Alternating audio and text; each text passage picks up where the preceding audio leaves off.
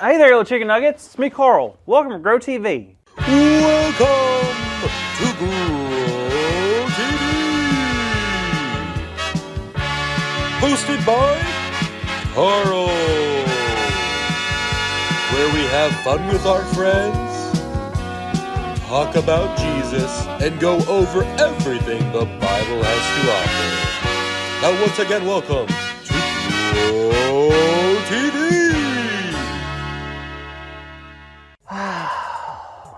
Oh man, how can I do such a silly thing? Oh, hey Andy. Sorry, I was just in my own little world. Oh, no worries. I just figured you want to talk, because you seemed a little stressed out when you were texting me earlier. Stress? Are you kidding? I wasn't stressed. Your text says, "Hey Andy, this is Carl. Can we meet up today and talk about what happened this week? I'm very stressed." Literally could not be more stressed. If stress was a city, I would be a mayor of that city. Stress, stress, stress, stress, stress, stress, stress. I'm so stressed. Yeah, might have been a teensy-weensy stress. Yes, I was stressed. Something terrible happened. All right, tell me about it. I'm your friend. Let's talk it out.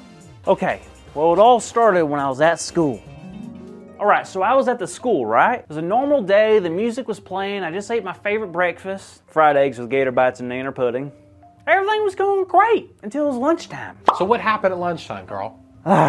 Well, there's this kid, Timmy. Everyone in school calls him Slippin' Timmy. Apparently, he's notorious for slipping in the hallway, and people make fun of him. Oh, that stinks. It really does. Anyways, so I got my lunch, and I saw Slippin' Timmy all by himself. Then the weirdest thing happened. What? I got this feeling, this really strong urge to go and sit with him. Talk with him, treat him nice, become a friend. Oh, that's great. I'm sure he loved that, didn't he? Carl, did you not do it? I don't know, I got nervous and I'm sorry, I should have listened. And now I just feel bad about the whole thing.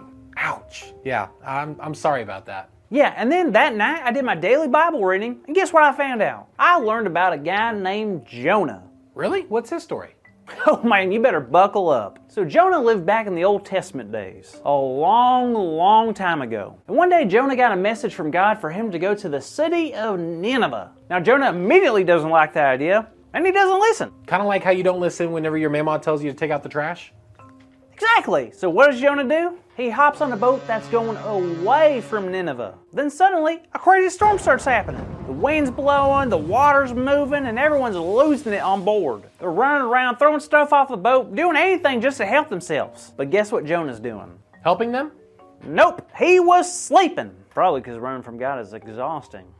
But then the sailors came down and woke him up, and Jonah admitted the whole chaos was because of him. What do you mean? Thing is, Jonah knew that this wasn't just some normal storm. No way, he knew the storm was a message. What was the message?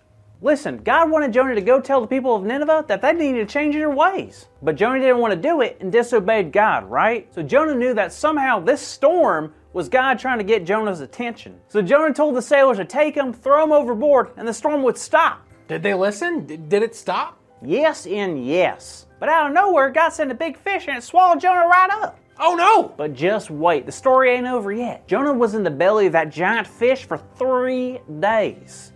3 days? That's right, but I don't know about you. 3 days in the belly of a fish? Well, that would be pretty interesting. I'm not sure what I would do, but you know what Jonah did? Enjoyed his all-you-can-eat seafood buffet? No, he prayed. Can you believe that?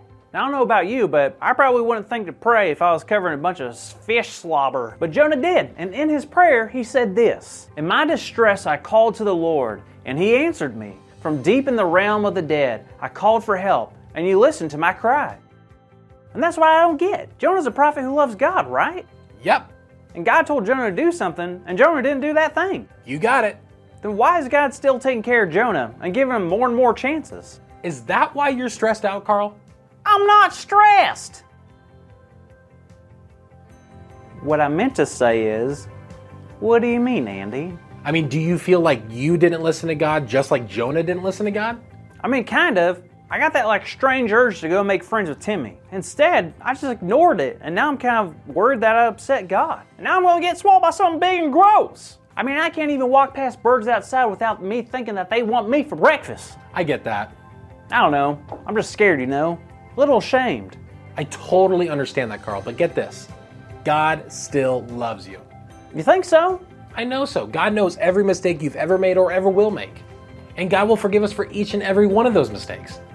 But it's important to remember we need to do our best to learn from our mistakes and do everything we can to follow God more and more each day.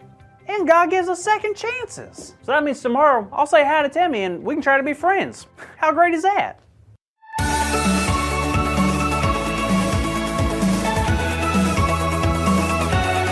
Well, hello there, everybody. Are you ready to hear our big idea? Perfect, so am I. Today's big idea is God loves me even when I feel ashamed. All right, let's say it out loud on the count of 3, okay? 1, 2, 3. God loves me even when I feel ashamed. Perfect. Great job, everyone. Now I'll see you on the next episode of Go TV. Same time, same place. Bye. Thank you for watching, and tune in next week for a new episode of